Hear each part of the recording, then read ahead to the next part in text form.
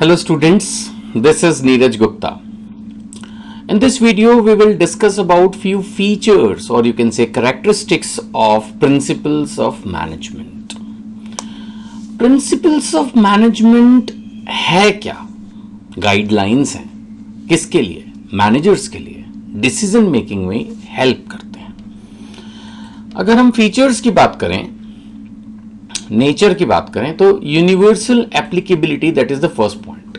Obviously universally applicable है, चाहे government organisation हो, चाहे प्राइवेट ऑर्गेनाइजेशन हो, चाहे मैन्युफैक्चरिंग सेक्टर हो, चाहे सर्विस सेक्टर हो, चाहे ट्रेडिंग हो, स्मॉल हो, बिग हो, इंडिया की हो, बाहर की हो, हर जगह प्रिंसिपल्स ऑफ मैनेजमेंट तो एक जनरल गाइडलाइंस है ना कि भाई मैनेजमेंट कैसे किया जाए. अब जैसे morning walk is good for health, subject to exception, it's a basic principal.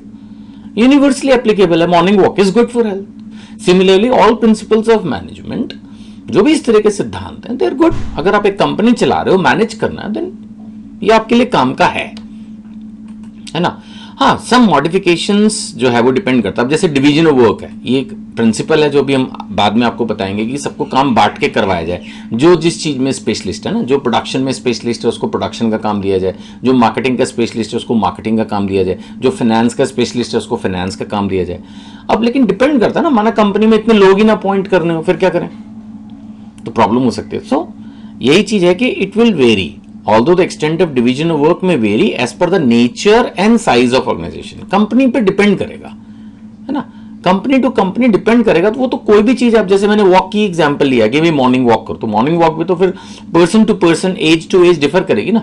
एक 15 साल का जो यंग बॉय है और जो 40 इयर्स का बंदा है और जो 80 इयर्स का बंदा है, जो नहीं ना सेम स्टाइल से सेम टाइम पर दिन के वॉक करे. Some modifications have to be done to the basic principle that walking is good.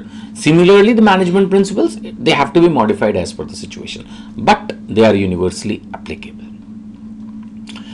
General guidelines है, बिल्कुल टेलर मेड टूल्स नहीं है कि हाँ जी ऐसा ही करना है, नहीं. जनरल गाइडलाइंस हैं, सजेशंस हैं, जैसा ठीक लगे कर लो.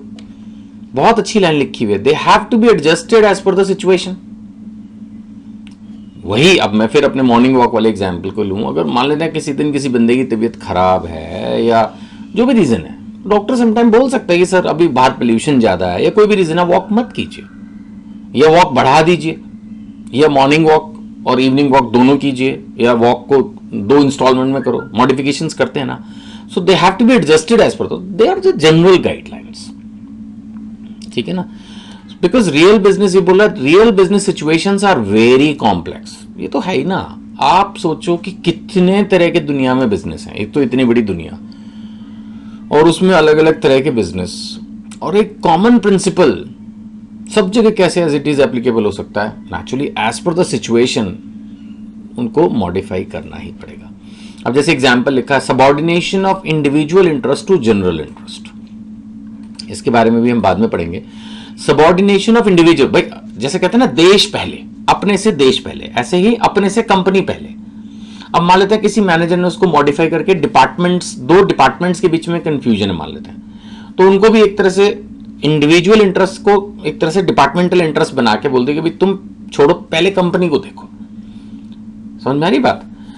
सबऑर्डिनेशन ऑफ इंडिविजुअल इंटरेस्ट, भाई मेरा इंटरेस्ट बाद में, कंपनी का इंटरेस्ट पहले. ऐसे ही एक डिपार्टमेंट का इंटरेस्ट बाद में, उसको मॉडिफाई करके कंपनी का इंटरेस्ट पहले. तो एक माइनर मॉडिफिकेशन करके उस रूल को यूज कर लिया to avoid the conflict between 2 departments. Then ये बने कैसे हैं? By practice and experimentation. ये तो हमने पिछली वीडियो में अच्छे से डिस्कस किया ही था कि जितने भी प्रिंसिपल्स ऑफ मैनेजमेंट वो बने कैसे, by practice, by experimentation, by observation, है ना. ऑब्जर्वेशंस, एक्सपेरिमेंटेशन, एक्सपीरियंस, ये सब चीजें तो हैं, है ना. जैसे इन्होंने कहा discipline, now it's a matter of common experience. हर किसी को पता है कि डिसिप्लिन, आप एक स्टूडेंट हैं, आपकी लाइफ में भी डिसिप्लिन इंपॉर्टेंट है. मैं एक टीचर हूं, मेरी लाइफ में भी डिसिप्लिन इंपॉर्टेंट है. So few things are applicable everywhere. Flexible, I think वही पॉइंट है जो सेकंड पॉइंट था, एडजस्टेड होता है, वैसे ही फ्लेक्सिबल, मोर और लेस वही पॉइंट रिपीट ही है, इसमें कुछ नया नहीं है समझाने को. They are flexible and can be modified manager as per the changes in the business environment. वही है, तो सिचुएशन चेंज होगी तो मैनेजर्स इनको चेंज कर लेंगे. इतना ही है। अब जैसे इन्होंने एग्जाम्पल ले लिया नया, सेंट्रलाइजेशन एंड डिसेंट्रलाइजेशन। सेंट्रलाइजेशन होता है कि अथॉरिटी एक ही के पास रखो, और डिसेंट्रलाइजेशन होता है नीचे बांट। अब नाउ डिपेंड करता है कंपनी पे, ऑर्गेनाइजेशनल स्ट्रक्चर पे, कि कौन सी अथॉरिटीज को सेंट्रलाइज रखना है, कौन सी को डिसेंट्रलाइज यानी नीचे पास ऑन कर देना है जूनियर्स पे। सो ये तो एडजस्ट ही करना पड़ेगा ना, डिपेंड करता है। अब आप स्टेट बैंक ऑफ इंडिया की बात करो, रेलवेज की बात करो, वहां तो लाखों इंप्लॉइज काम कर रहे हैं, और कोई ऑर्गेनाइजेशन ऐसी भी हो सकती है जहाँ टोटली 5 इंप्लॉइज हों, तो रूल तो सेम है, प्रिंसिपल्स ऑफ मैनेजमेंट, वो रेलवेज पे भी लग रहा है, स्टेट बैंक पे भी लग रहा है, और वो 5 इंप्लॉइज वाली कंपनी पे भी लग रहा है, but the rules have to be modified ना एज पर द सिचुएशन। फिर जैसे ऊपर बात आई कि भी मॉडिफाइड बिजनेस एनवायरनमेंट। अब मान के चलते हैं कल को एक कंपनी जो है वो इंडिया में नई नई आई थी, 50 ही इंप्लॉय थे, अब उनका पूरे इंडिया में 30 के 30 स्टेट्स में मान लेते हैं काम चल रहा है, अभी उनके पास 5000 employees. So accordingly changing environment, change करना पड़ेगा। पहले माने थे कंपनी मैनुअल प्रोडक्ट्स दे रही थी, अभी ऑटोमेटिक प्रोडक्ट्स दे रही है। या पहले कंपनी जो है 24 आवर्स का कॉल सेंटर नहीं था उनका सपोर्ट का, वो बाहर आउटसोर्स किया हुआ था, अब उन्होंने इनबिल्ट बना लिया। तो जैसे कंपनी चेंज होगी उसी हिसाब से रूल्स को भी चेंज करना पड़ेगा। मेनली बिहेवियरल, हाँ मतलब इस पॉइंट को पता क्या है, ये कहना चाह रहा है कि प्रिंसिपल्स ऑफ मैनेजमेंट क्योंकि ह्यूमन बिहेवियर को ही बेसिकली अफेक्ट करते हैं, that's why they are saying that they are mainly behavioural. मतलब कि principles of management are not about कि how to do the production, more और लेस प्रोडक्शन से रिलेटेड प्रिंसिपल भी होगा तो कहीं ना कहीं किस तरह से ह्यूमन बिहेवियर को इन्फ्लुएंस करना है, इंप्रूव करना है, मोटिवेट करना है, वो उसी के बारे में बात कर रहा होगा। ये वाले जो प्रिंसिपल्स हैं वो ऐसा कोई प्रोडक्शन नहीं सिखा रहे, कोई मार्केटिंग नहीं सिखा रहे, कोई फाइनेंस की टेक्निक नहीं निकाल के ला रहे कि कैसे फंड्स को जुडिशली यूज किया जाए। मेनली प्रिंसिपल्स ऑफ मैनेजमेंट यही है, क्योंकि मैनेजमेंट का मतलब ही यही है, मैनेजमेंट एक्चुअली। तो ये प्रिंसिपल जो है वो ह्यूमन बिहेवियर को कैसे इंप्रूव करना है, ह्यूमंस को कैसे मोटिवेट करना है, एनकरेज करना है, उसी से रिलेटेड है। यहां पे लिखा हुआ है human behaviour, principles of management aim at influencing human behaviour. इनका जो टारगेट है वो है influencing the human behaviour. Human behaviour is very complex and dynamic. Dynamic का मतलब समझते हो, फटाफट चेंज हो जाता है। आज एक बंदा कल आप अच्छे से बात कर रहा हो, कल उसका मूड खराब हो सकता है। सो ये इन्फ्लुएंस करने की कोशिश करते हैं unpredictable behaviour in order to achieve the organisational goals. Actually जो टॉप मैनेजमेंट है उसका एम यही है कि किसी भी तरह से अपने ऑर्गेनाइजेशनल गोल्स को अचीव किया जाए, right. So principles enable a better understanding of relation between human and material resources. ये इसकी भी बात कर रहे हैं। ये कह रहे हैं कि हम कोशिश ये करें कि ह्यूमंस को ज़्यादा दिक्कत ना हो जब वो मटेरियल से when they work with the material, यानी कि जो हमारी लाइक प्रोडक्शन के हिसाब से अगर हम एग्जांपल लें तो जो हमारी मशीन्स हैं, जो हमारा मटेरियल है, उसका किस तरह से यूटिलाइजेशन होगा, दैट इज वेरी इंपॉर्टेंट। और ऐसा भी नहीं होना चाहिए कि ह्यूमंस को, यानी कि जो वर्कर्स हैं उनको या उनके सुपरवाइजर्स को कोई दिक्कत हो। पता लगा काम कर रहे हैं ग्राउंड फ्लोर पे, मटेरियल उसका रखा हुआ सेकंड फ्लोर पे, फर्स्ट फ्लोर पे, ऊपर नीचे ही हुए जा रहे हैं, है ना, या अननेसेसरी उनको कोई भी चीज कैरी करके बहुत भारी दूर तक लेके जानी पड़ रही है। So they are suggesting that human and material resources का भी कोऑर्डिनेशन जो है वो प्रॉपरली सेट करना है। तो इसकी भी कोशिश करते हैं principles of management. Cause and effect relationship, बिल्कुल जो प्रिंसिपल्स ऑफ मैनेजमेंट है वो ये बताने की कोशिश करते हैं कि क्या करोगे तो क्या होगा। एक तरह से ना ये एक कंपनी में प्रिडिक्टेबिलिटी क्रिएट करने की कोशिश करते हैं। अब जैसे मैनेजर ने सपोज मान लेते हैं टाइट किया, किसी को बुला के डांट लगा दी, तो उसको पहले से बाय एक्सपीरियंस पता चल जाएगा कि जो मैंने डांट लगाई ना उसका रिजल्ट क्या होने वाला है, क्या वो ठीक से काम करेगा या और जाके 5 लोगों के साथ गैंग बनाएगा। तो this is by experience a manager comes to know the cause and effect, कि मैंने कोई भी चीज, डिसिप्लिन है जैसे, डिसिप्लिन को टाइट कर दिया तो उसका क्या रिजल्ट होगा, कॉज और उसका इफेक्ट। तो ये चीजें ना बाय ऑब्जर्वेशन रिकॉर्ड कर ली गई हैं पहले से ही। बट फिर वही है कि ह्यूमन बिहेवियर है, जरूर नहीं आपकी कंपनी में भी उसी प्रिंसिपल को अप्लाई करने से वैसा ही हो, but most likely. So the cause and effect relationships, the principles of management intended to establish this.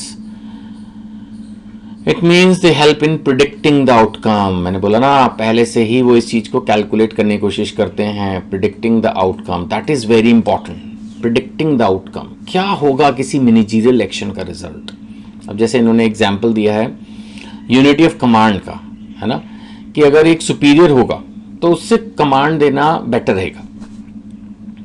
मतलब एक बंदे का एक ही बॉस है, तो उसको एक ही जगह से इंस्ट्रक्शंस मिल रही है, तो उसकी लाइफ कंपेरेटिवली ईजी है ना। उससे क्या होगा कि कन्फ्यूजन नहीं होगी। एक आदमी को दो लोग इंस्ट्रक्शंस दे रहे हैं तो कन्फ्यूजन हो सकती है। तो यहाँ ये बताने की कोशिश की है कि यूनिटी ऑफ कमांड जो है वो कॉज है और अवॉइडेंस ऑफ कन्फ्यूजन उसका इफेक्ट है।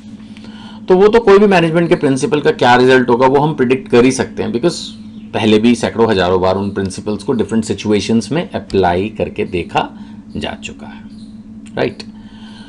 तो this is cause and effect, लेकिन फिर भी याद रखना ये साइंटिफिक रूल्स नहीं है कि ऐसा किया तो ऐसा ही होगा, बिकॉज ह्यूमन बिहेवियर है ना, ह्यूमन बिहेवियर है वो कभी भी प्रिडिक्टेबल नहीं हो सकता। खैर, I hope now it's clear. और कंटिंजेंट, जहां तक कंटिंजेंट का सवाल है, इन्होंने कहा ये इस पर डिपेंड करता है कि हमारी प्रिवेलिंग कंडीशंस क्या हैं उस पर्टिकुलर टाइम पे। अगर सब कुछ अच्छा चल रहा है ना तो मैनेजर का डिसिप्लिन भी सब मान लेंगे, और पहले ही सब कुछ, पहले से ही फाइट चल रही हो, किसी विषय पे झगड़ा चल रहा हो, कंपनी लॉस में चल रही हो, या किसी वजह से भी एम्प्लॉयज डिससेटिस्फाइड हो, तो वो शायद मैनेजमेंट के किसी भी चेंज को बिल्कुल एक्सेप्ट ही नहीं करेंगे। होता ना, पहले से एक आदमी गुस्से में भरा बैठा, ऊपर से उसको आप कुछ और बोल दो तो फिर वो बिल्कुल नहीं सुनता।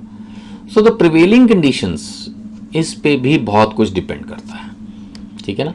तो यहाँ पे ये बताया, for example the principle of division of work can not be applied in organisation where personal skills are needed. अब डिवीजन ऑफ वर्क की मैंने बात की थी कि कौन आदमी क्या काम करेगा, अलग अलग हम डिफाइन करने की कोशिश करते हैं। अब लेकिन मान लेते हैं कि जहाँ पर पर्सनल स्किल्स चाहिए, होता है ना, जैसे हम हॉस्पिटल में जा रहे हैं तो एक पर्टिकुलर डॉक्टर से ही मिलना चाहते हैं। इवन कंसल्टेंसी लाइन में भी होता है सीए, हम चाहते हैं कि अगर एक बड़ी फर्म भी हो लेकिन हमारा केस वो ही एक पर्टिकुलर सीए देखे, है ना। इवन अगर आपने नोट किया हो तो, मतलब इवन मैं तो ऐसी एग्जांपल ले रहा हूँ कि हम जब सैलून में जाते हैं तो भी हमारा कई बार एक, जैसे 3-4 लोग होते हैं यूनिफॉर्म से, हर बार वही मिलते हैं, लेकिन हमारा एक पर्टिकुलर के साथ एडजस्टमेंट या सेटिंग से हो जाती है, इसी के साथ जो है ना हमें वो हेयर कटिंग सर्विसेज लेने। तो मतलब थोड़ा सा कई बार हो जाता है कि पर्सनल स्किल्स का रोल बीच में आ जाता है, तो फिर वो उतना डिवीजन ऑफ वर्क शायद उस ऑर्गेनाइजेशन में काम नहीं करेगा, क्योंकि जिसको लोग ज़्यादा पसंद करेंगे, लोग उसी के साथ मिलना जुलना या अटैच होना ज़्यादा पसंद करते हैं। तो ये लाइफ इतनी आसान नहीं है, फिर भी इसको हेल्प कर रहे हैं principles of management, but conditions पर बहुत कुछ डिपेंड करता है और उसके हिसाब से चेंजेस आते हैं, राइट। चलिए जी, videos available at ngpaclasses.com। Thank you.